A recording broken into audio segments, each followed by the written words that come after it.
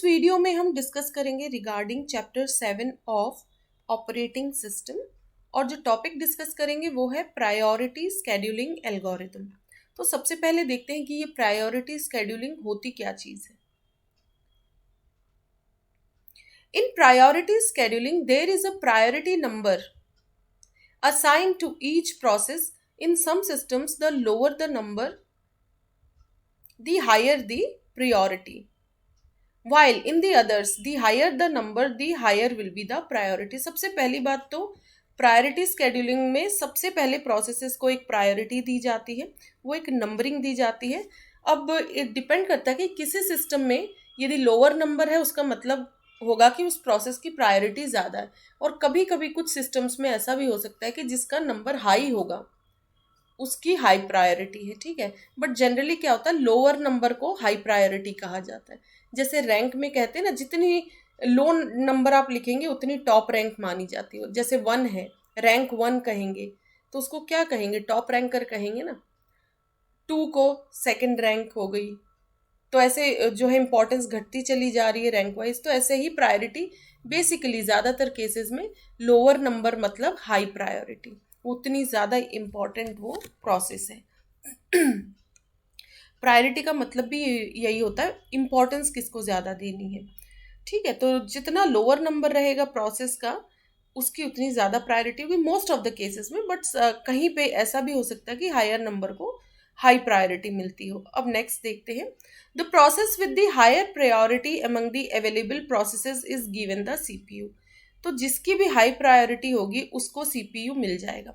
वो उस मोमेंट पे देख लिया जाता है कि इन प्रोसेसेस में सबसे ज़्यादा प्रायोरिटी वाली, सबसे ज़्यादा इंपॉर्टेंस वाली जॉब या प्रोसेस कौन सी है, तो सीपीयू फिर उसको एलोकेट होगा।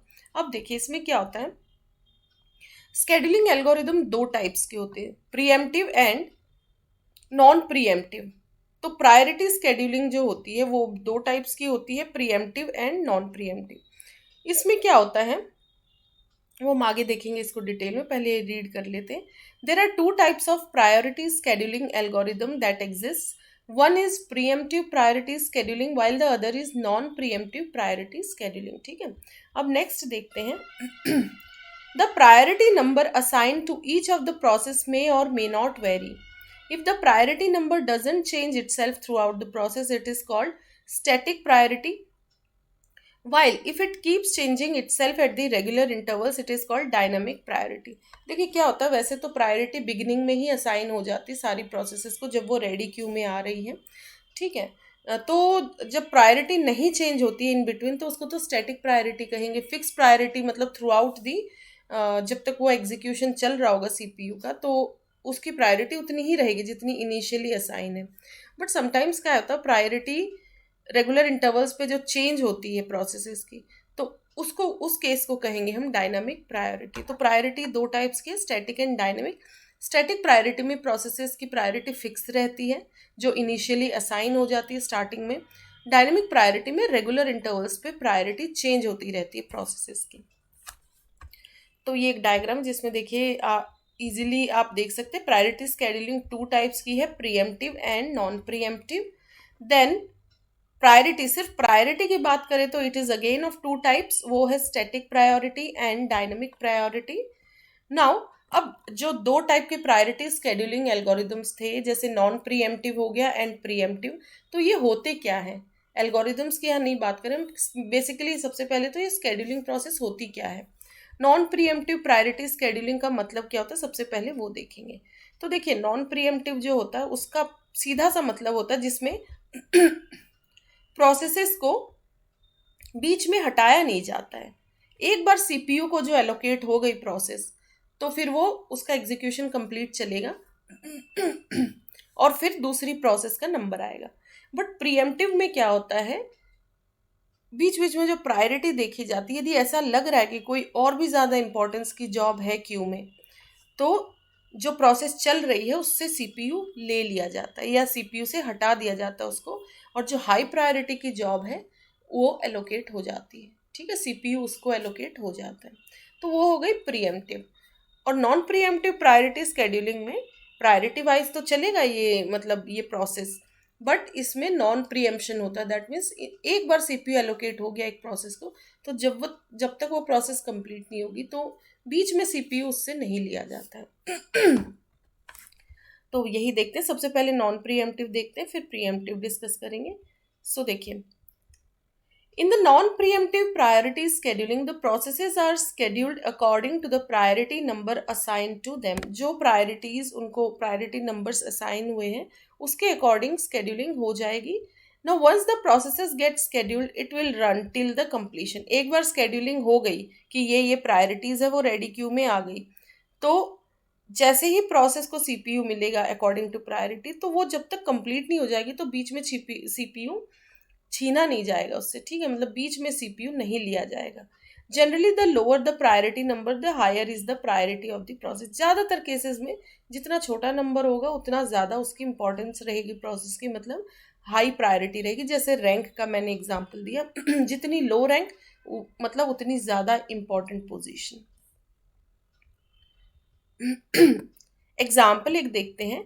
सपोज 7 प्रोसेसेस हैं, P1, P2, P3, P4, P5, P6 and P7। उनका प्रायोरिटी दी गई है, then arrival time and burst time ये सब टेबल में दे दिए गए हैं। तो इसमें हम वेटिंग टाइम फाइंड करेंगे। तो प्रोसेस आईडीज है, सपोज देखिए 7 इनके आईडीज है, P1, P2, P3, P4, P5, P6 and P7, ठीक है। अब हम नेक्स्ट देखते हैं। तो ये हो गई प्रोसेस आईडीज 1 2 3 इस तरीके से 7 तक। अब प्रायोरिटी दे दी गई है, प्रोसेस 1 को कितनी नंबरिंग मिली है 2, फिर से प्रोसेस 2 को 6। तो इस तरीके से देखिए नंबरिंग है। तो सबसे हाई प्रायोरिटी किसकी रहेगी, जिसका सबसे लो नंबर दिख रहा है। तो सबसे ज़्यादा प्रायोरिटी की जॉब इनिशियली कौन सी रहेगी, P1, ठीक है। तो और इनका अराइवल टाइम दे दिया गया है 0 2 1, कौन सी प्रोसेस कब आई है। बर्स्ट टाइम मतलब कितनी देर के लिए सीपीयू चाहिए, तो जैसे प्रोसेस P1 को 3 यूनिट्स के लिए सीपीयू चाहिए, तो ये हो गया बर्स्ट टाइम। अब देखते हैं इसका गंट चार्ट कैसे प्रिपेयर करेंगे ताकि ये पता चले कि प्रोसेस कब कंप्लीट हुई। तो सबसे पहले गंट चार्ट प्रिपेयर करना देखते हैं।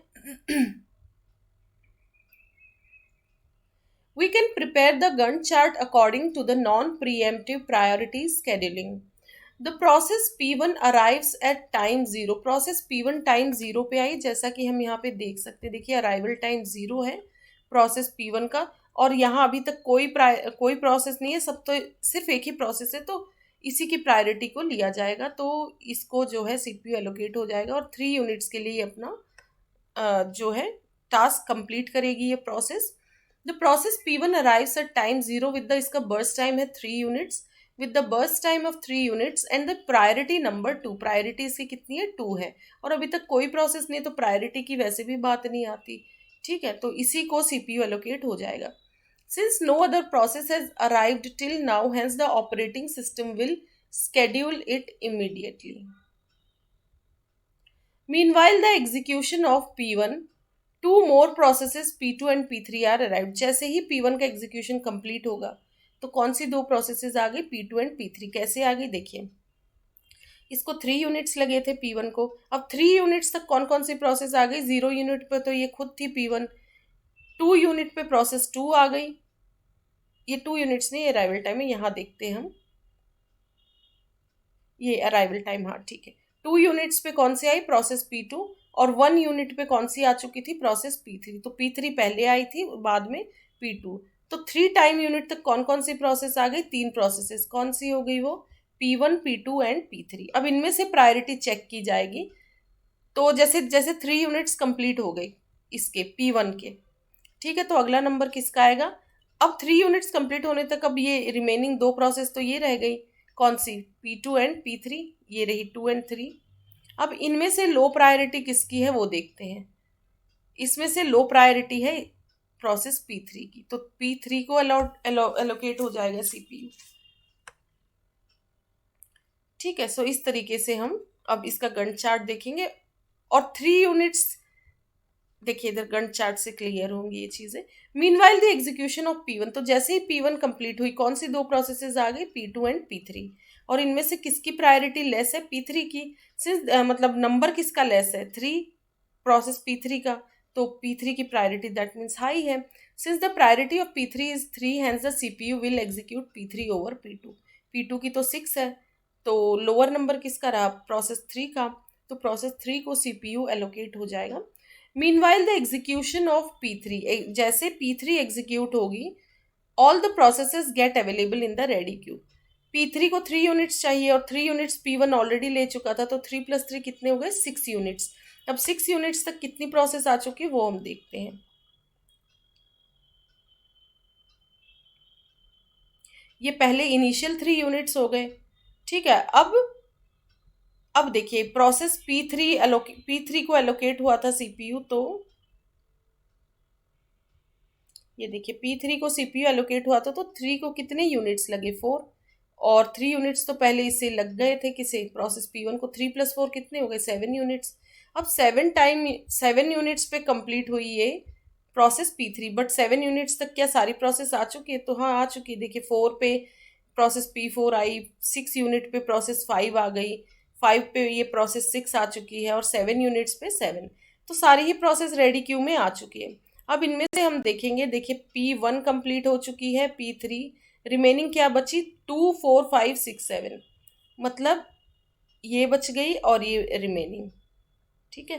तो 2 और ये सारी प्रोसेस इन टाइम्स पे आई। अब इनमें प्रायोरिटी देखते हैं, लोवेस्ट किसकी है। अब नंबर देखिए किसका सबसे लो आ रहा है, तो प्रोसेस 5 का आ रहा है सबसे लो, कितना आ रहा है, 4।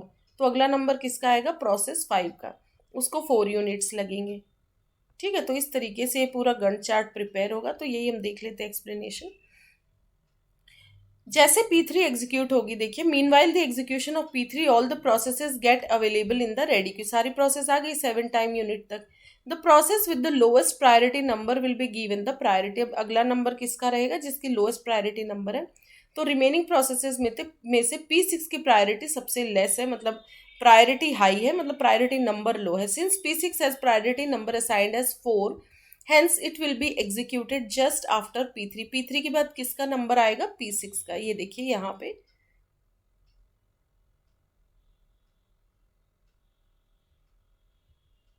ये रही, ये प्रोसेस 6 है, ठीक है। तो इसकी प्रायोरिटी है 4, सबसे लोएस्ट नंबर इसका है, तो प्रोसेस P6 का नंबर आ जाएगा। और P6 को कितने यूनिट्स लग रहे हैं, 4। तो पहले 7 यूनिट्स पे P3 कंप्लीट हुई थी, 7 + 4 कितना हो गया, 11 टाइम यूनिट पे प्रोसेस P6 भी कंप्लीट हो गई। रिमेनिंग कौन कौन सी प्रोसेस रह गई,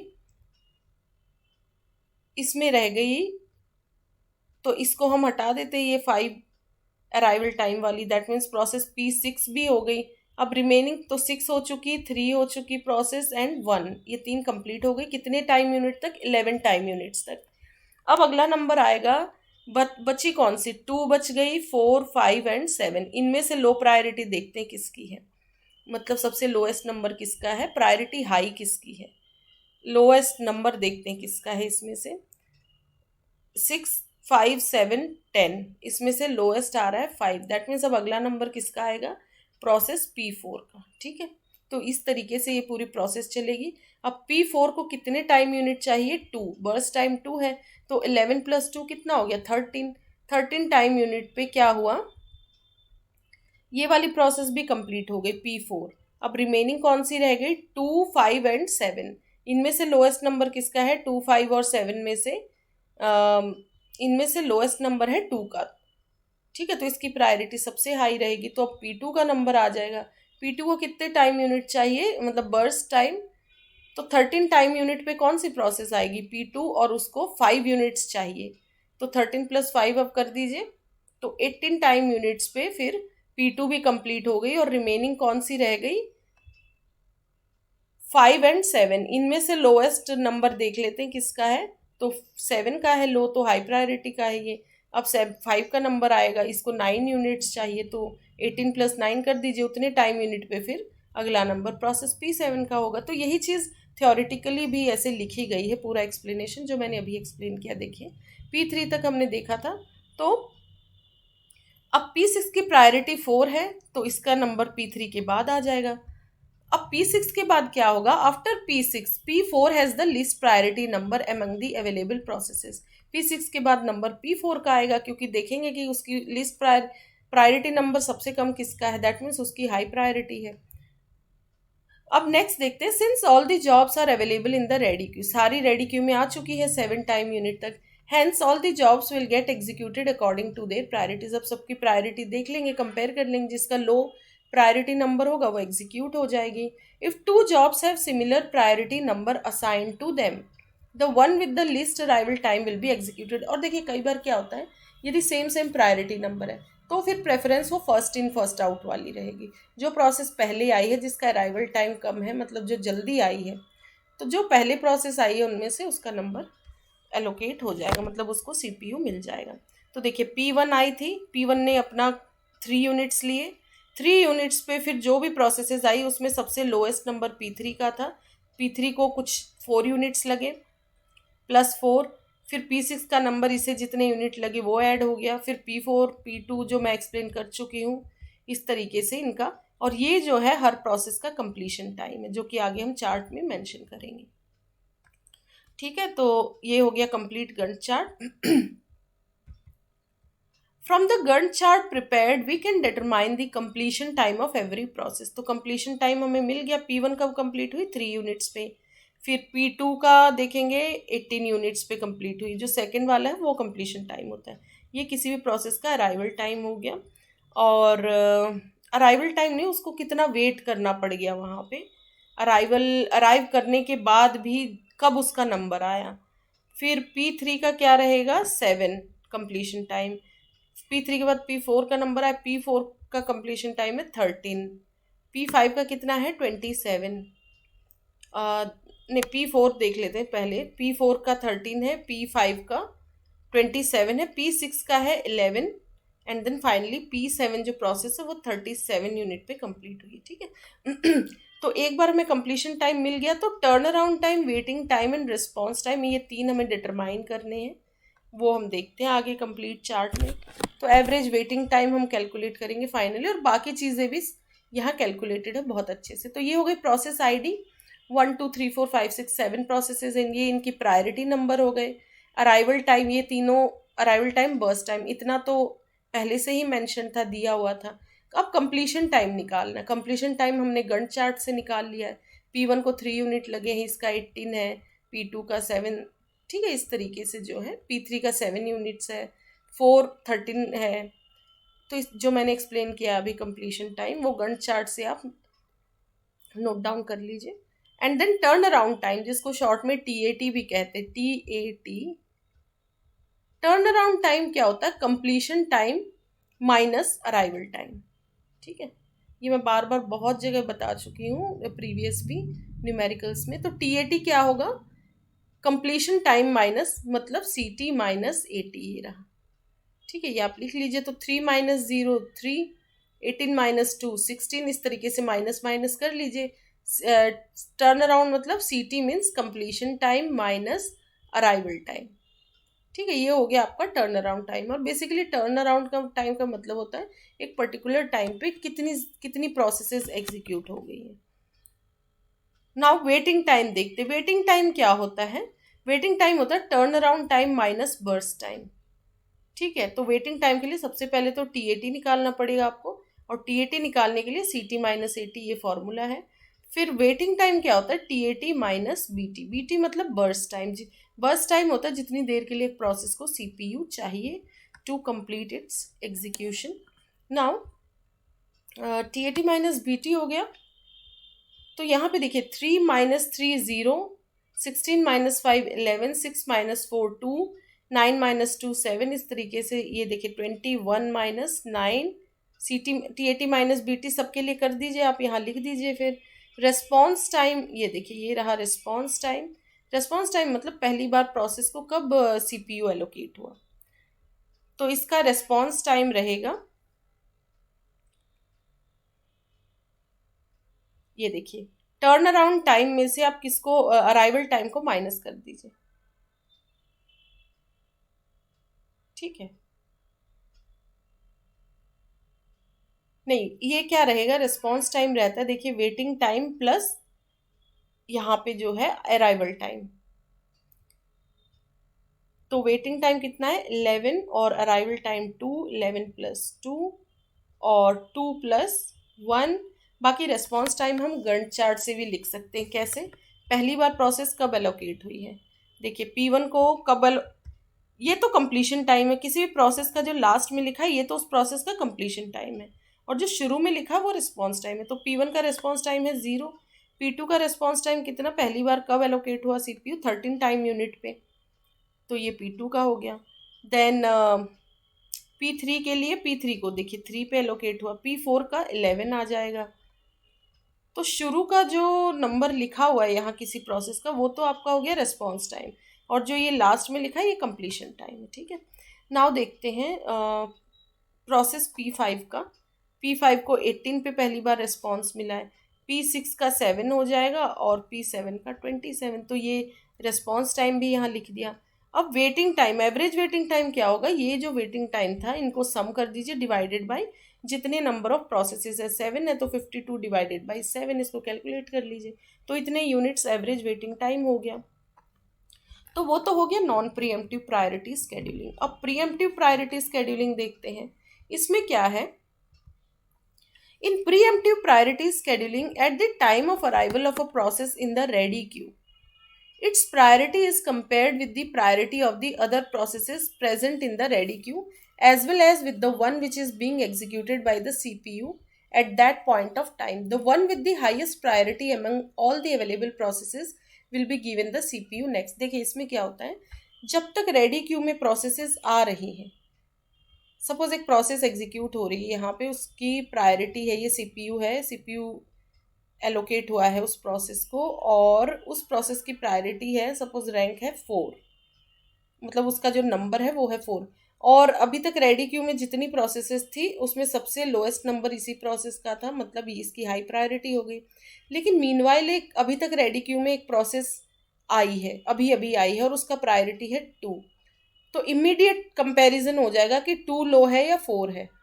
ठीक है, तो देखा जाएगा कि भैया एक हाई प्रायोरिटी जॉब आई है, इमीडिएटली इस प्रोसेस को वापस से यहाँ डाल दिया जाएगा रेडी क्यू में, और CPU हाई प्रायोरिटी जॉब को एलोकेट हो जाएगी। लेकिन ये तभी तक होगा जब रेडी क्यू में नई प्रोसेसेस आ रही है। एक बार आ गई सारी प्रोसेस सपोज, फिर तो जो प्रायोरिटी वाइज है वैसे ही होगा, फिर नॉन प्रीएम्प्टिव, मतलब नॉन प्रीएम्प्टिव की तरह चलेगी वो। प्रीएम्पशन तभी तक होगा, मतलब प्रोसेस को तभी हटाया जा सकता है जब तक रेडी क्यू में नई प्रोसेसेस आ रही। एक बार रेडी क्यू फिल हो गया देन तो वो प्रोसेसेस जो भी प्रायोरिटी सेट है उसके अकॉर्डिंग फिर नॉन प्रीएम्प्टिव रहेगा, फिर प्रोसेस को नहीं हटाया जा सकता।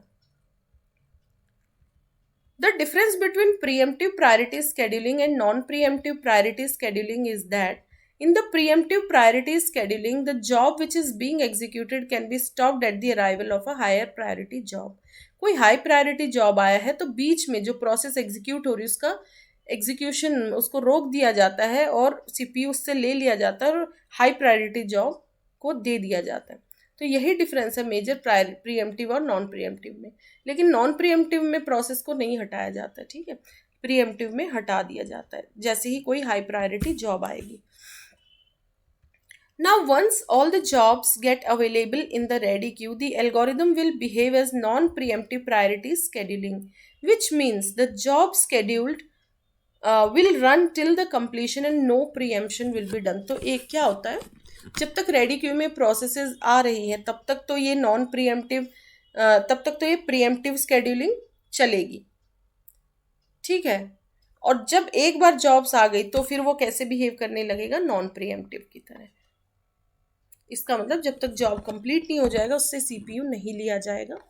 अब ना ये प्रीएम्प्टिव का एक एग्जांपल देख लेते हैं। सपोज 7 प्रोसेस आई हैं, P1, P2, P3, P4, P5, P6 and P7। उनकी रेस्पेक्टिव प्रायोरिटीज दी गई हैं, उनके अराइवल टाइम क्या है and burst time they are given in the table below. तो ये जैसे प्रोसेस ID हो गई 1 to 7, ये प्रायोरिटी हो गई, ये 2 मीन्स लोएस्ट नंबर है मतलब हाई प्रायोरिटी है, 10 मीन्स हाई, ठीक है। तो इधर ये भी देख लेंगे कि प्रायोरिटी वाइज समटाइम्स क्या होता है, लो नंबरिंग का मतलब लो प्रायोरिटी होता है, हाई का मतलब हाई प्रायोरिटी, तो वो भी हम एग्जाम्पल में देखेंगे आगे क्योंकि इधर L और हाई लिखा है।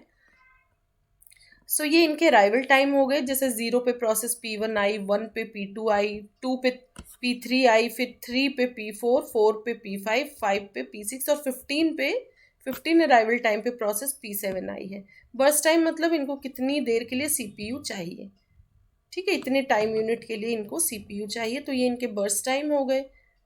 अब गंट चार्ट कैसे बनेगा इसका? गंट chart preparation at time 0 P1 arrives with the burst time of 1 units and priority 2. Since no other process is available, hence this will be scheduled till next job arrives or its completion, whichever is lesser. जैसे P1 है, ठीक है, P1 इसकी है 2, तो अभी तो कोई कंपैरिजन ही नहीं होगा क्योंकि कोई और प्रोसेस है ही नहीं, ज़ीरो टाइम पे यही एक प्रोसेस आई हुई है, तो इसको CPU एलोकेट हो जाएगा। इसके 1 यूनिट जो है, 1 यूनिट चाहिए, 1 यूनिट के लिए CPU चाहिए, तो वो एलोकेट हो जाएगा। फिर 1 टाइम यूनिट पे प्रोसेस 2 आ चुकी है और 2 की प्रायोरिटी है 6, मतलब उसकी नंबर जो है वो है 6। तो अब जो है एट टाइम यूनिट 1 ये तो कंप्लीट हो चुकी प्रोसेस P1, रह कौन सी गई? P2। तो P2 का नंबर आ जाएगा, उसको कितने टाइम यूनिट चाहिए? 6, उसकी प्रायोरिटी है 6, तो टाइम यूनिट कितने चाहिए? 7, तो उसको CPU एलोकेट हो जाएगा 7 टाइम यूनिट्स के लिए। लेकिन थर्ड टाइम यूनिट पे क्या होगा? जैसे ही इसका 1 यूनिट कंप्लीट होगा, थर्ड टाइम यूनिट मतलब इसके 6 यूनिट्स रह गए, 1 कंप्लीट हो गया। थर्ड टाइम यूनिट पे एक प्रोसेस आई है सेकेंड टाइम यूनिट पे। जैसे इसका 1 यूनिट कंप्लीट होगा तो सेकेंड टाइम यूनिट पे प्रोसेस 3 आई है, तो इमीडिएटली कंपेयर हो जाएंगे कि इनमें, इन दोनों में प्रायोरिटी कौन सी हाई है। तो ये हाई है 3 की, तो CPU इससे ले लिया जाता है, किससे? P2 से, और किसको दे दिया जाता है? P3 को। अब ये एग्जीक्यूट होगी। अब और एक टाइम यूनिट के बाद 3 पे जैसे इसका एक एग्जीक्यूशन कंप्लीट होगा, जैसे 2 यूनिट्स रह गए यहाँ पे, तो और एक प्रोसेस आ गई है, वो है P4। तो अब कंपैरिजन होगा इन तीनों में, 3 और 5 में कौन सी हाई प्रायोरिटी। तो हाई प्रायोरिटी अभी यही चल रही है, तो P3 अपना एग्जीक्यूशन कंप्लीट करेगी। तो ये जैसे ही 3 ये अपना 3 कंप्लीट करेगी तब तक बाकी प्रोसेस आएंगे। तो इस तरीके से सब में देखा जाएगा कि किसकी प्रायोरिटी ज़्यादा और उसको CPU एलोकेट होगा। तो देखते हैं गंट चार्ट वही चीज़ें लिखी हुई हैं। तो P1 को एलोकेट हो गया, 1 टाइम यूनिट उसे चाहिए था। टाइम 1 पे जैसे उसका 1 यूनिट कंप्लीट होगा, एट टाइम 1 P2 अराइव्स। अब P2 आ जाती है इन द मीन वाइल। फिर P1 और P2 की प्रायोरिटी को देखा जाएगा। P1 तो कंप्लीट हो चुकी है, P2 की प्रायोरिटी P2 6 है, तो क्योंकि कोई और प्रोसेस है ही नहीं तो उसको CPU एलोकेट हो जाएगा 7 यूनिट्स के लिए। At time 1 P2 arrives, P1 has completed its execution and no other process is available at this time. Hence, the operating system has to schedule it regardless of the priority assigned to it. ठीक है, तो CPU इसको allocate हो जाएगा। इसको कितने units चाहिए? जैसे इसका 1 यूनिट कंप्लीट होगा तो थर्ड यूनिट टाइम यूनिट पे कौन सी प्रोसेस आ चुकी है? P3, उसकी प्रायोरिटी ज़्यादा है। The next process P3 arrives at time unit 2। जैसे 2 टाइम यूनिट कंप्लीट हुआ तो एक प्रोसेस P3 आ गई। फिर P2 को अभी 6 यूनिट्स अभी भी बाकी हैं करने कंप्लीट, और P3 की प्रायोरिटी लेस है, मतलब प्रायोरिटी नंबर लेस है, तो P3 को CPU एलोकेट हो जाएगा। The priority of P3 is higher to P2। P2 को वापस ले लिया जाता है रेडी क्यू में। Hence the execution of P2 will be stopped and P3 will be scheduled on the CPU। P3 को मिल गया। P3 के पूरे भी कंप्लीट नहीं, यदि थर्ड टाइम यूनिट पे भी कंपेयर करेंगे तो P3 ही लोएस्ट रह रहा है, मतलब उसकी हाई प्रायोरिटी लोएस्ट नंबर है, तो P3 अपना एग्जीक्यूशन कंप्लीट करता रहेगा 3 यूनिट्स के लिए। During the execution of P3 जब तक एग्जीक्यूट हो रहा तो और 3 processes I, P4, P5 and P6। They becomes available, और इन सब की प्रायोरिटी जो है लो है इससे, दैट मीन्स इनका नंबर हाई है, तो P3 अपना एग्जीक्यूशन कंप्लीट करती रहेगी। Since all these three have the priority lower to the process in execution, so PS cannot preempt the process. तो scheduling के अकॉर्डिंग जो है ये प्रोसेस P3 है वो अपना एग्जीक्यूशन जारी रखेगी। Now P3 will complete its execution. P3 का एग्जीक्यूशन, उसको 3 यूनिट्स चाहिए थे, तो 2 + 3 5, तो 5 यूनिट तक वो अपना P3 एग्जीक्यूट कर रही है। 5 यूनिट तक नहीं, उसे 3 यूनिट्स चाहिए, तो 2 पे तो वो अराइव ही करी थी और 5 तक कंप्लीट हो गया। Now and then P5 will be, फिर अगला नंबर किसका आएगा जिसकी प्रायोरिटी लो है, तो P5 विल बी मतलब प्रायोरिटी नंबर लो होना चाहिए, उस नंबर लो का मतलब प्रायोरिटी हाई है, and then P5 will be scheduled with the priority highest among the available process. फिर P5 का नंबर, P5 को 5 यूनिट्स चाहिए, 5 यूनिट तक बीच बीच में हर यूनिट पे कंपेयर किया जाएगा कि किसकी प्रायोरिटी, पर तब तक तो सारी प्रोसेस आ चुकी है तो अब कंपैरिजन नहीं होगा। तो अब 5 यूनिट्स तक किसका नंबर रहेगा, P5 का। फिर अगला नंबर आएगा P4 का, उसे 6 यूनिट्स चाहिए क्योंकि P4 के फिर लोएस्ट यूनिट नंबर है, बाकी उससे हाई नंबरिंग है, तो P4 का नंबर आएगा। ऐसे करते करते सारी प्रोसेसेस जो है एग्जीक्यूट होंगी। So meanwhile the execution of P5, जैसे P5 एग्जीक्यूट हो रहा है मतलब 5 यूनिट्स के लिए सारी प्रोसेसेस आ चुकी है रेडी क्यू में, all the processes got available in the ready queue. At this point the algorithm will start behaving as non preemptive priority scheduling. तो इस पॉइंट पे एल्गोरिदम अब नॉन प्रीएम्प्टिव की तरह बिहेव करेगा, मतलब एक बार प्रोसेस एलोकेट होगी फिर दूसरे को नहीं होगी। Hence now once all the processes get available in the ready queue में आ चुकी तो पहले देख के पता चल जाएगा ना किसकी प्रायोरिटी क्या है। The OS, that means operating system, just took the process with the highest priority and execute that process till completion। तो highest priority process को पिक कर लिया जाता है एंड उसका एग्जीक्यूशन होगा till the process is complete. Now in this case P4 will be scheduled and will be executed till the completion. अब P4 का नंबर आएगा तो P4 अपनी स्केड्यूलिंग अपना एग्जीक्यूशन कंप्लीट करेगी फॉर 6 यूनिट्स चाहिए इसे, ठीक है। देन 16 पे फिर देखा जाएगा कि किसका नंबर आएगा। Now since P4 is completed, the other process with the highest priority available in the ready queue is P2. Hence P2 will be scheduled next. तो अब अगला नंबर किसका आएगा, P2 का आएगा, ठीक है। सो 16 प्लस, आप देख लीजिए इसको कितने यूनिट्स चाहिए, 6 यूनिट्स, ठीक है, वो तो उधर चार्ट में भी मेंशन है। नाउ अब P2 के बाद कौन सी रह गई, P7। P2 is given the CPU till the completion since its remaining burst time is 6 units. Hence P7 will be scheduled after this। जैसे ही P2 complete होगी देन फिर P7 का नंबर आएगा। P2 के इधर 1 यूनिट तो हो गए थे, रिमेनिंग 6 यूनिट्स थे, ठीक है, तो कंप्लीट इधर हो जाएंगे।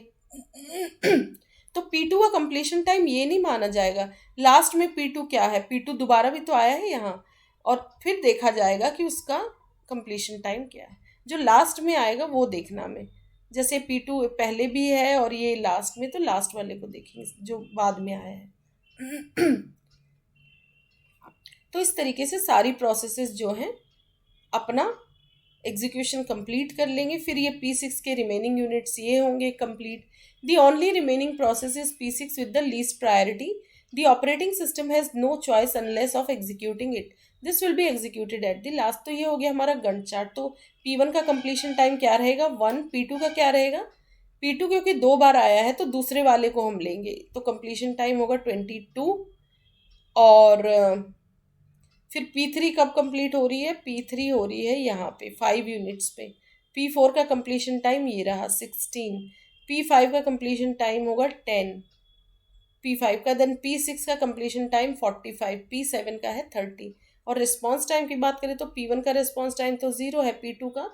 अब रिस्पॉन्स टाइम के केस में पहले वाला P2 देखा जाएगा, इस P2 के इसको नहीं देखना है फ्रंट को।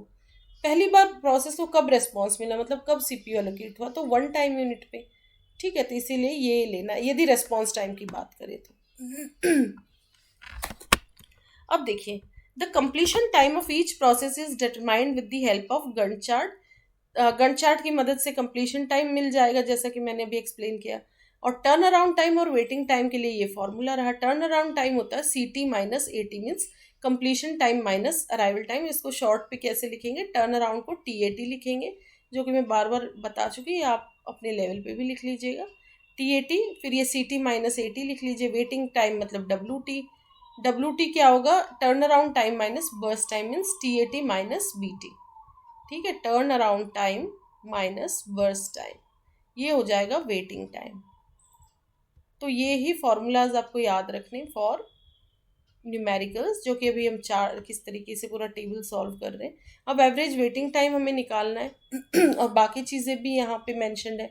तो प्रोसेस ID ये रहा 1 to 7, देन इनकी प्रायोरिटी वो नंबरिंग दे रखी है, अराइवल टाइम कौन सी प्रोसेस कब आई, बर्स्ट टाइम, ये सब तो पहले ही दे रखा था ये चार चीज़ें। तो कंप्लीशन टाइम हमने गन चार्ट से कैलकुलेट किया है, P1 को 1 यूनिट चाहिए, P2 को 22 यूनिट पे कंप्लीट हुई है, P3 5 पे, इस तरीके से जैसे मैंने गन चार्ट पे एक्सप्लेन किया। वो लास्ट वाला नंबर वो लिख देना है।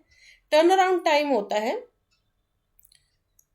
देखिए टर्न अराउंड टाइम CT-80, तो सीधा आप इसको याद रख लीजिए, CT-80। कंप्लीशन टाइम मतलब जैसे 1 - 0 1, 22 - 1 1, 21, 5 - 2 3। तो इस तरीके से आप एक एक इंडिविजुअली हर कॉलम का माइनस करके लिख दीजिए। तो ये हो गया T80।